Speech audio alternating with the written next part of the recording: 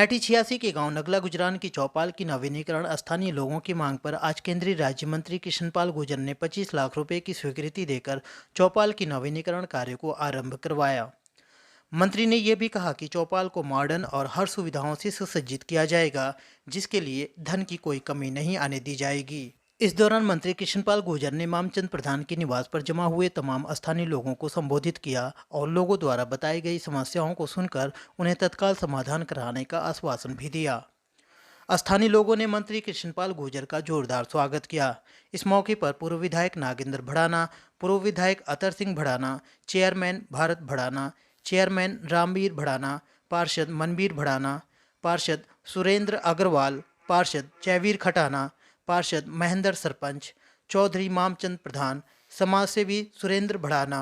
मनोज भड़ाना पाली, रोहतास पहलवान, दयानंद भड़ाना, सुखीराम प्रधान, पूर्व पार्षद गजेंद्र पाल, बिल्लू भगत, तेजपाल लोहिया, हरेंद्र नंबरदार आदि सैकड़ों स्थानीय लोग भी मौजूद रहे। पेश है खास रिपोर्ट। मंत्री जी, आज यहाँ पे गुर्जर समाज के लोग इकट्ठा है और आज आप एक चौपाल का उद्घाटन के मौके पर आप यहाँ पे शरीक हुए हैं, क्या कहना चाहिए? देखिए, गांव नंगला के हमारे लोगों की बहुत पुरानी मांग थी, चौपाल का नवीकरण हो, अच्छी चौपाल बने, क्योंकि हमारे गांवों की ये संस्कृति है कि गांव के जो बुजुर्ग लोग हैं, आम आदमी हैं, वो चौपालों पर बैठकर अपना गपशप मारते हैं, अपना समय व्यतीत करते हैं, आपस में मेल मिलाप करते हैं। तो बहुत पुरानी चौपाल थी जो खंडर हो गई थी, उसके निर्माण की बात लोगों ने की। तो आज उसका काम, नई चौपाल का सौंदर्यीकरण का काम शुरू हुआ है, जो लोगों के सामूहिक तौर पर बैठने के काम आती है। तो आज उसका शिलान्यास था,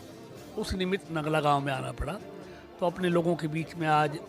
बैठकर अच्छा लग रहा है, लोगों से मिलने जुलने का कार्यक्रम चल रहा है। कितने का सैंक्शन हुआ है? देखिए, अभी 25 लाख रुपए उसके लिए स्वीकृत हुए हैं, लेकिन मैंने गाँववासियों से कहा है अपनी मर्जी की चौपाल बनाइए, और पैसा लगेगा तो जितना भी लगेगा उतना पैसा और दिया जाएगा। चौपाल अच्छी और खूबसूरत होनी चाहिए, ये गांव वालों पर छोड़ दिया गया, जैसी वो बनाना चाहें वैसी चौपाल हम बनाएंगे उनके लिए। यहाँ पे आज ऐसे मौके पर कुछ समस्या भी आपसे साझा किया है इन लोगों ने कि कुछ यहाँ की लोकल छुटपुट समस्या है, उसको लेके आपने? देखिए, गांव की समस्या है, एक पानी है, एक मेन रोड पर है जो रिलायंस को है, उस पर जाम लगा रहता है, पानी खड़ा रहता है। तो इन दोनों समस्याओं पर कि गांव में एक नाला है, एक नया नाले का निर्माण हो रहा है। वैसे इस पूरे एरिया के लिए नया सीवरेज ट्रीटमेंट प्लांट का काम रात दिन चल रहा है, चंद दिनों में वो एसटीपी बनकर तैयार हो जाएगा। तो इस एनआईटी विधानसभा क्षेत्र की कॉलोनियों की और गाँवों की जो पानी की और सीवरेज की और पानी निकासी की जो समस्या है सीवरेज की, उसका पूरा प्रबंध हमने कर दिया है। आने वाले समय में यहाँ सीवरेज की समस्या नहीं रहेगी, क्योंकि एसटीपी बनकर तैयार हो जाएगा। आम जनता से अपील क्या होगा?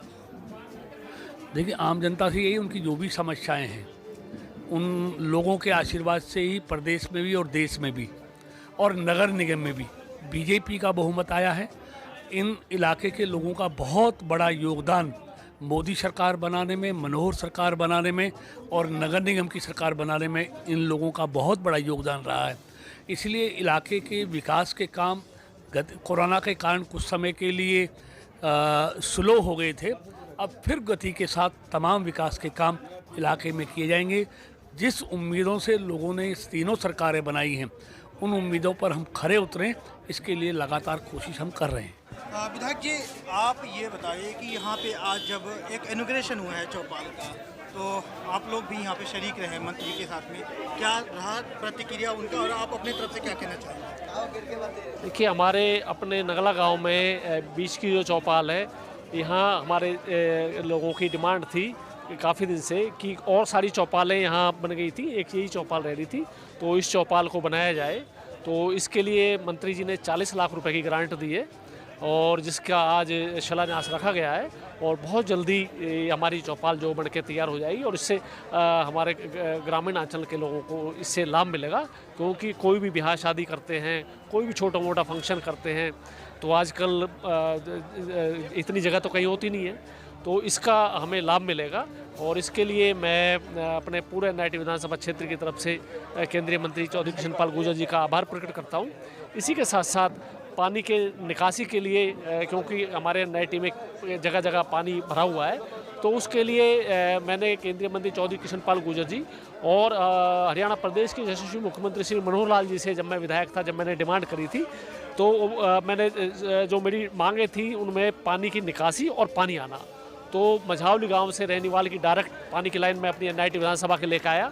और इसी के साथ साथ 130 MLD का प्रतापगढ़ गांव में सीवेज ट्रीटमेंट प्लांट, उसका काम मैंने जो है शुरू करवाया, क्योंकि हम जो है समस्याएं हैं उनको जड़ से ख़त्म करना चाहते हैं। तो यहाँ पर हमारे प्रतापगढ़ में जो पहले सीवेज ट्रीटमेंट प्लांट था उसकी जो क्षमता है वो केवल 50 MLD की थी और इसमें 3 विधानसभाओं का सीवरेज का पानी आता था, बल्लभगढ़, बडखल और एनआईटी। क्योंकि वो एनआईटी में है प्रतापगढ़ सीवरेज ट्रीटमेंट प्लांट, तो वो एनआईटी में होने की वजह से वो बैक मारता था पानी, तो उससे सबसे ज़्यादा प्रभावित हमारी एनआईटी विधानसभा होती थी। तो 130 MLD के सीवेज ट्रीटमेंट प्लांट का काम पिछले 1.5 साल से लगातार चल रहा है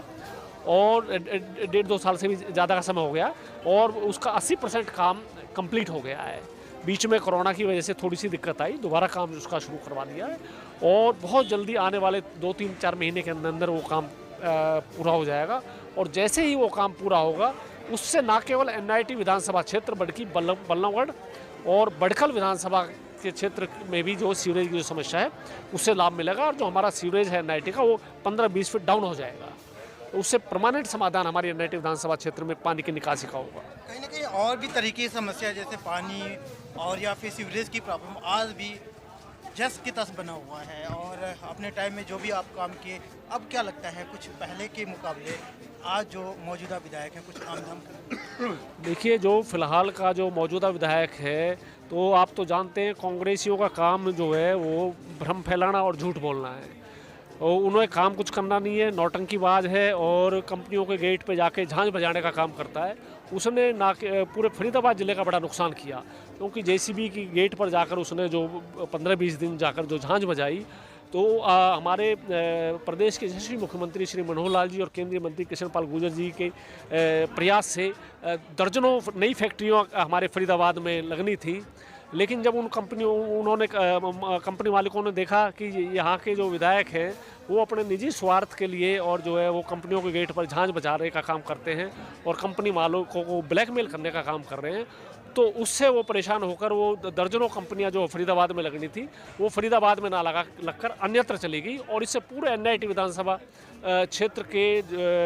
हजारों बेरोजगार नौजवान हैं उनको इससे नुकसान हुआ है। क्या आपके पास कोई ऐसा सबूत है जिस तरीके से कह रहे हैं कि कई कंपनियां यहाँ से चली गई सिर्फ झांझ बजाने से? ऐसा नहीं, मैं एक नई कंपनियां आनी थी, उनका विचार था कि भाई हम फरीदाबाद में अपनी जो कंपनियां लगाएं, लेकिन उन्होंने जब देखा कि इस तरह की एक्टिविटीज़ यहाँ पे हो रही हैं तो यहाँ पे उन्होंने यहाँ की बनस्पत कहीं और जाना उचित समझा। तो मेरा कहने का भाव ये है कि जनता ने आज एनआईटी विधानसभा क्षेत्र की जनता है वो अपने आप को ठगा महसूस कर रही है, क्योंकि लोगों को क्षेत्रीय जातिवाद, क्षेत्रवाद और भावनात्मक ब्लैकमेल करके उनकी वोट को ठगने का काम किया, लेकिन जिन लोगों ने जिस उम्मीद और विश्वास के साथ विधायक बनाया था वो उन्होंने, अब आप लगभग 1.5 साल का समय होने जा रहा है, कहीं एक ईंट भी नहीं लगाई है विकास के नाम पे, कहीं एक ईंट भी नहीं लगी है। और मैंने 60 फुट एंड पर जो पानी की निकासी के लिए जो डिस्पोजल बनवाया था उसकी प्रॉपर उन पर रखरखाव भी उन पर नहीं करा जा रहा है। तो वो तो केवल जो लोगों को झूठ बोलने और बरगलाने का काम करते हैं। तो मैं यही कहना चाहूँगा कि लोग जनप्रतिनिधि चुनते हैं अपने क्षेत्र की समस्याओं का समाधान करने के लिए, लेकिन मैं अपने एनआईटी विधानसभा क्षेत्र की जनता से कहना चाहूँगा उनको चिंता करने की जरूरत नहीं है। भारतीय जनता पार्टी प्रदेश के अंदर श्री मनोहर लाल जी की सरकार है, केंद्र में माननीय नरेंद्र मोदी जी की सरकार है और कृष्णपाल जी गुर्जर जी के सहयोग से एनआईटी विधानसभा क्षेत्र में तमाम समस्याओं का समाधान किया जाएगा और जनता को सभी मूल देश दुनिया की हर लेटेस्ट खबर देखने के लिए सब्सक्राइब करें हमारे चैनल PNN को और साथ ही बेल आइकन दबाना ना भूलें।